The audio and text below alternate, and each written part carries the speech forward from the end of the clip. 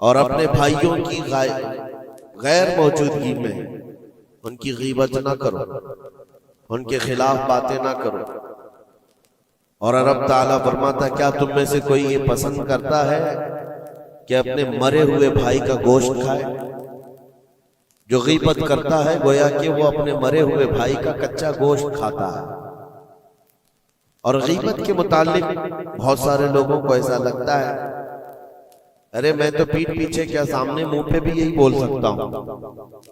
یہ باتیں جو کہتے ہیں، غیبت کا مطلب یہ نہیں ہے کہ صرف پیٹھ کے پیچھے بولنا، منہ کے سامنے بھی ایسی چیز بولنا جو اس کو بری لگے وہ غیبت ہے، وہ بھی حرام ہے۔ یہ تین چیزیں اس آیت کے اندر ہے، ایک بدگمانی کرنا، دوسرے جاسوسی کرنا، اور تیسرے غیبت کرنا۔ اس کے اوپر اگر میں گفتگو کروں بہت طویل ہو جائے گا، لیکن یہ پورے معاشرے کے لیے زہر ہلال ہے، زہر قاتل ہے۔ یہاں سے سوسائٹیاں ٹوٹ جاتی ہیں، رشتے ختم ہونے لگتے ہیں۔ بدگمانی کرنا، شک کرنا، یہ ایک اسی کی قسم ہے۔ ظن اس کو عربی میں کہا گیا ہے گمان، یعنی کسی کے متعلق گمان کرنا۔ دیکھیں دنیا میں جو چیز دکھ رہی ہے ضروری نہیں ہے کہ وہ ویسی ہی ہو۔ ہر چمکنے والی چیز ہیرا نہیں ہوتی، اور ہر کالی دکھنے والی چیز کوئلہ بھی نہیں ہوتی۔ دونوں میں بڑا فرق ہے۔ حقیقت کچھ اور ہو سکتی ہے، لیکن بغیر کسی تحقیق کے یا بغیر تمہیں یقین کے گمان کر لینا، یہ تمہیں بہت بڑے گناہ میں لے جائے گا، بہت بڑے گناہ میں۔ اب گمان کی قسمیں بھی میں آپ کو بتاؤں گا، اس سے قبل میں آپ کو بتاؤں سیدنا جنید بغدادی رضی اللہ تعالیٰ عنہ جو سید الطائفہ ہیں، ولیوں کے سردار ہیں، اپنے زمانے کے قطب، گھر میں بیٹھے ہوئے تھے، بڑے آپ گھر سے بھی مالدار تھے، بہت سارے لوگ اپنی ضرورت لے کر کے آتے تھے۔ دوپہر کا وقت تھا، ایک مانگنے والا آپ کے دروازے پر آیا، آپ کو جو دینا تھا وہ دے دیتے، لیکن آپ نے اس کو خیرات دینے کے وقت دل میں یہ سوچا کہ ہٹا کٹا آدمی ہے، کما کر کھا سکتا ہے، اس کو یہ بری لت کہاں سے پڑ گئی، یہ کیسا آدمی ہے۔ بہرحال اس کو جو خیرات دینی تھی دے دیا، وہ بندہ چلا گیا، خیرات لے کر چلا گیا۔ اب واپس آپ اپنے گھر آئے، اور جیسے ہی آپ آئے نیند لگ گئی، آپ سو گئے۔ آپ کے سونے کے بعد آپ نے خواب دیکھا کہ میدان محشر قائم ہو چکا ہے، حساب کتاب ہو رہا ہے، لوگوں میں نفسا نفسی کا حال ہے، فرشتے کچھ کو پکڑ کر لے جا رہے ہیں، کچھ کا حساب کر رہے ہیں۔ اور جب حضرت جنید بغدادی کا نمبر آیا تو دو فرشتے بہت بڑی تھال لے کر کے آئے، جس میں کچا گوشت تھا اور خون ٹپک رہا تھا۔ جنید بغدادی سے کہا گیا کہ یہ لو، اس کو کھاؤ۔ تو حضرت جنید بغدادی نے کہا کہ کیا مجھے نہیں جانتے، میں جنید ہوں؟ میں نے ایسا کون سا گناہ کیا کہ مجھے اس کی سزا یہ دی جا رہی ہے؟ فرشتوں نے کہا اے جنید، کیا اپنے مومن بھائی کے بارے میں آج دن میں آپ نے برا گمان نہیں کیا؟ جو آپ کے دروازے پر آیا اس کے متعلق آپ نے بدگمانی نہیں کی؟ تو حضرت جنید بغدادی رضی اللہ تعالیٰ عنہ بچھک کر کے اٹھ گئے، خوف کے مارے نیند کھل گئی، اور اس کے بعد بے قراری اتنی آئی کہ ہاں میں نے تو گمان اس کے متعلق غلط کیا تھا۔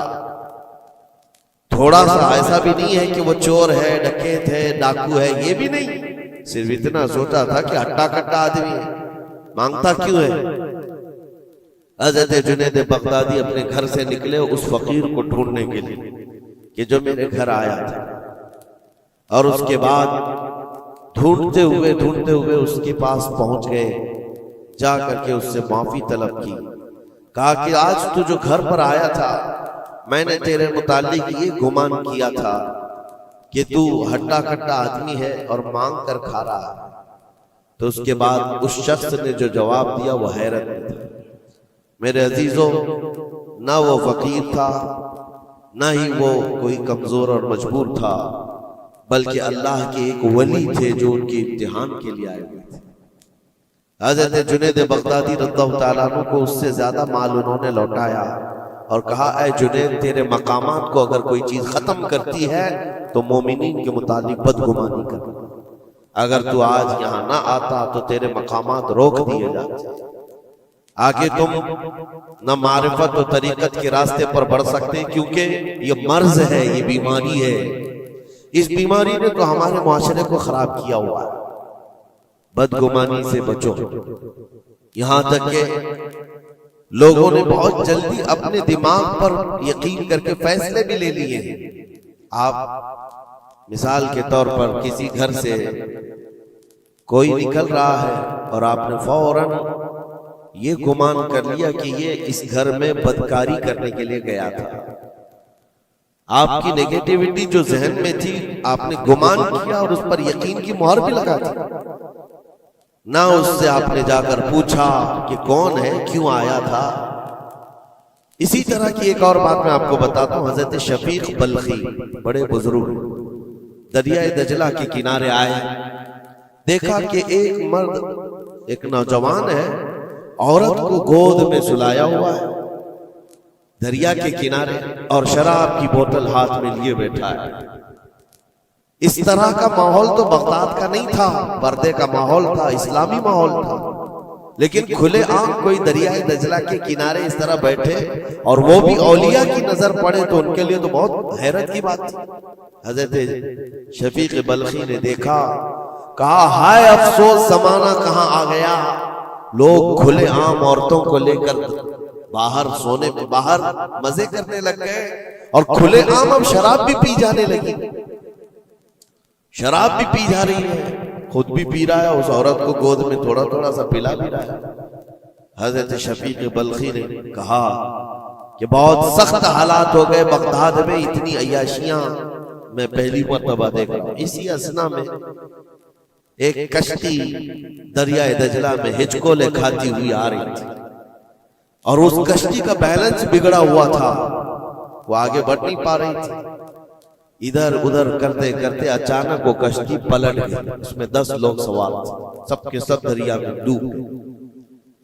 یہ جو نوجوان کنارے پر بیٹھا تھا، اس عورت کو جو گود میں لیے بیٹھا تھا، عورت کو اٹھایا اور اس کو سائڈ کیا، بھاگتا ہوا گیا دریا کے پاس، یوں ہاتھ ڈالتا تھا، ایک آدمی کو نکالتا تھا اور باہر کرتا تھا، نہ اس کے پاؤں پانی میں ڈوبتے تھے، یوں سمجھ لیں کہ جیسے دریا میں کوئی کھڑا ہے اور اپنے ہاتھ ڈال ڈال کر کے نکال رہا ہے۔ 9 آدمیوں کو اس نے اپنے ہاتھوں سے دریا سے نکالا اور باہر کیا، اور اس کے بعد ایک آدمی بچ گیا تھا۔ اس نوجوان نے حضرت شفیق بلخی کی طرف دیکھا جو وہیں کھڑے تھے، کہا کہ اے شفیق بلخی، میرے بارے میں بہت کچھ تم نے سوچا دل میں، 9 تو میں نے نکال دیا، ایک آپ نکال دیا، یہ جو جان بچایا ہے میں نے، اور رب تبارک و تعالیٰ نے فرمایا جس نے کسی ایک کی جان بچائی اس نے پوری کائنات کی جان بچائی، پوری دنیا کی جان بچائی، میں نے تو 9 کو بچایا، آپ ایک بچاؤ۔ آپ نے فرمایا اس سلسلے میں بعد میں بات کریں گے، پہلے اس آدمی کو بچا لو، اس آدمی کو بچا لو، میں تم سے التجا کرتا ہوں۔ اس نے 10ویں کو بھی بچایا۔ اس کے بعد حضرت شفیق بلخی کے دل میں احساس ہوا کہ میں نے غلط جگہ گمان کیا، یہ کوئی عام آدمی نہیں ہے، عام انسان نہیں ہے، اس کے متعلق میں نے کیا کیا دل میں سوچ لیا، کیا کیا گمان کر لیا۔ تو آپ کی آنکھوں میں آنسو آ گئے اور کہا کہ مجھ سے بڑی خطا ہو گئی، مجھے معاف کریں، لیکن آپ کو اللہ نے یہ طاقت دی ہے کہ آپ دریا پر کھڑے ہو کر انسانوں کو بچا تو رہے ہیں، لیکن یہ کیا ہے جو کنارے پر بیٹھ کر کے کھلے عام ہو رہا ہے؟ کنارے دریا کے بیٹھ کر یہ کھلے عام کیا ہو رہا ہے؟ اس نوجوان نے کہا شفیق بلخی یہ بھی میں بتاتا ہوں، وہ گود میں پڑی ہوئی عورت کوئی عام عورت نہیں، میری معذور ماں ہے، بیمار ہے، اور اس کو دریا کے کنارے لانے کا حکیموں نے حکم دیا، اور میرے ہاتھ میں جو بوتل ہے یہ دوا کی بوتل ہے، اس کو ہر آدھے گھنٹے پر پلایا جاتا ہے، میں بھی پیتا ہوں اور میری ماں کو پلاتا ہوں، صرف علاج کی غرض سے میں یہاں پر بیٹھا ہوا ہوں۔ اور آپ نے اپنے دماغ میں کیا کیا سوچ لیا کہ بغداد تباہ ہو گیا، عیاش ہو گیا، نوجوان عورتوں کو لے کر آ کے بیٹھنے لگ گئے، شراب پینے لگ گئے، میرے عزیزو یہ بہت بڑے ولی کامل کی بات کر رہا ہوں، حضرت شفیق بلخی، لیکن ان کو خطا کا احساس ہوتا تو وہ روتے گڑ گڑاتے اور توبہ بھی کرتے۔ ہمارے تو حالات ایسے ہیں کہ ہم نے تو بلڈنگیں بنا لی اپنے گمان پر، عمارتیں بنا لی، فلاں کے متعلق ایسے ایسے معاملات ہیں، اور اسی پر ہم عمارتیں بنانا شروع کر دیتے ہیں، جبکہ ہمارے پاس یقین کے لیے ایک دلیل بھی نہیں ہوتی۔